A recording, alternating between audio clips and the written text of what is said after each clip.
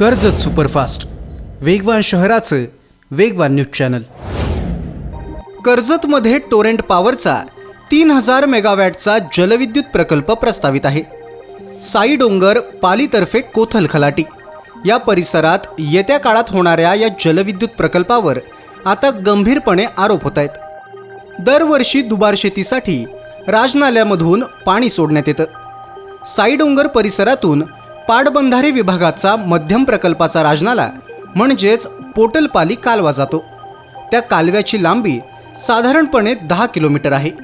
या कालव्यामुळे 845 एकर शेतीचं क्षेत्र सिंचनाखाली येतं, तर प्रत्यक्ष सिंचन क्षेत्र हे जवळपास 750 एकर आहे।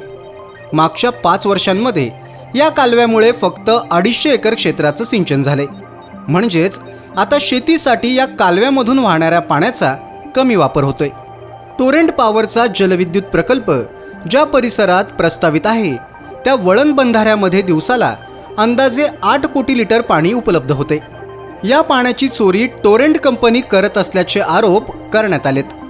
मोठा पंप लावून या पाण्याचा उपसा होत असल्याचं सुद्धा दिसून येते। आता यामागे काय तथ्य आहे?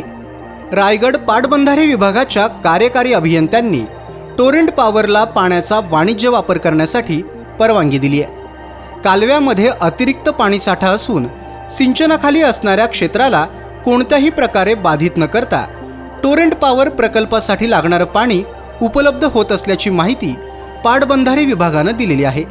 त्यामुळे टोरेंट पॉवरकडून होत असणारा हा पाणी उपसा प्रत्यक्षात चोरी नसून योग्य परवानगी घेऊनच होत असल्याचं पाटबंधारे विभागानं स्पष्ट केले। तालुक्यातल्या घडामोडींचे अपडेट सर्वात आधी मिळवा। कर्जत सुपरफास्ट चॅनलला सबस्क्राईब करायला विसरू नका।